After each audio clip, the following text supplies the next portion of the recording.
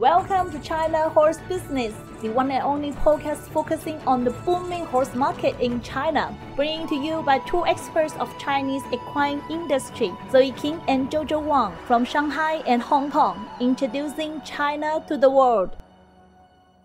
Hey Jojo, how's it going? Doing good. Everything seems going back to normal in Hong Kong. Sport facilities are reopening, restaurants are opening for longer hours, and the streets are crowded again. Cool, but the situation is less promising in Shanghai with increasing COVID cases. Hope you will overcome the challenges soon, as Hong Kong does. Will definitely be. But most cities are not as affected by COVID as Shanghai does now. For example, Hangzhou is still actively preparing for the upcoming Asian Games for 2022, to be held from the 10th to 25th September. How about our riders? Let's follow them in today's China news. Our athletes are getting ready for this important moment.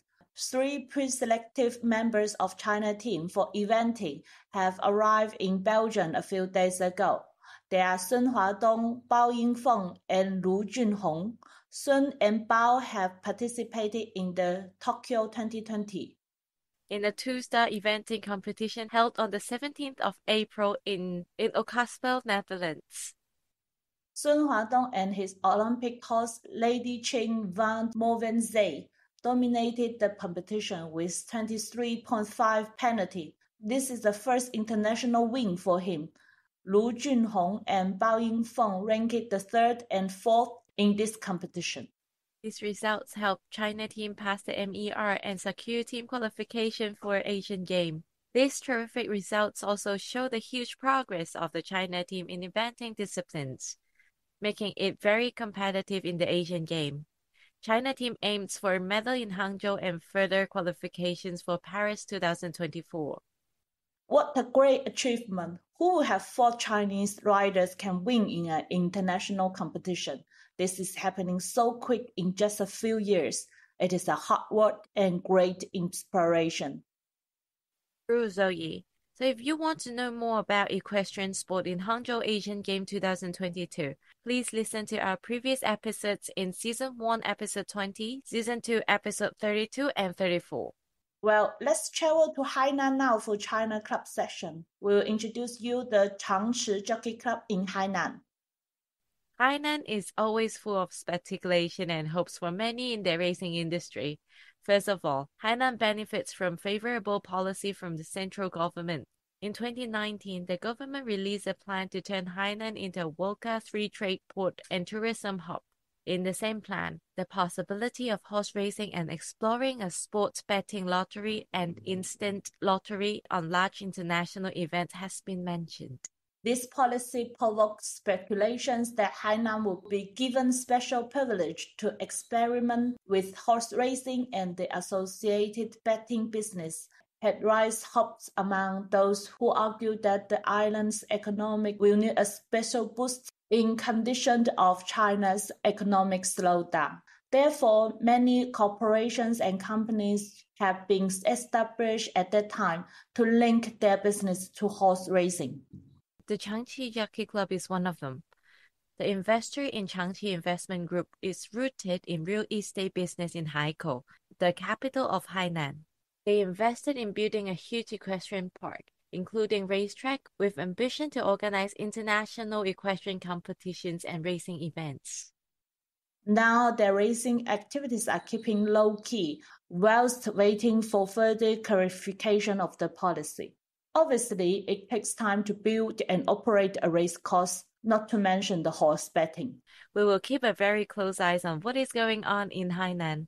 If you're interested in expanding your business strategy in the China market, write to us at contact@wonder-horse.com. Well, moving on to the China story section, we ask 7 classic questions to Eric Zhang. He is the representative of Red Mills in China. Let's read his answers through.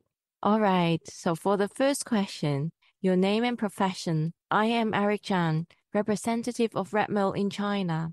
I'm in charge of assisting our Chinese clients in feeding and taking care of their horses by making good use of our products.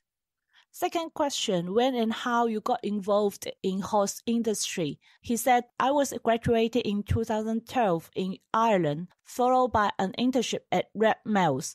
Then I worked for a short period in Olympian riders Marianne Hugh's stable, where I practiced the feeding and caring for horses.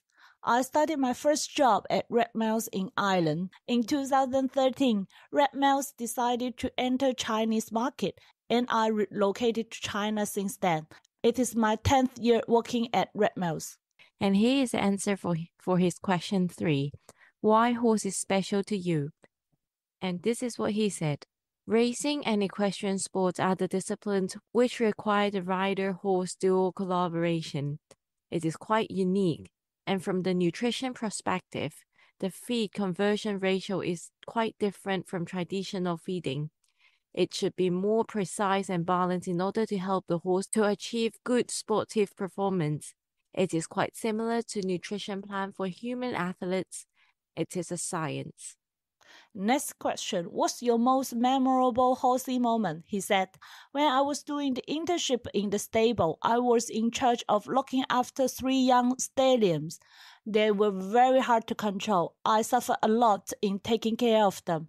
But when they were in my leader's hand, they behaved much better.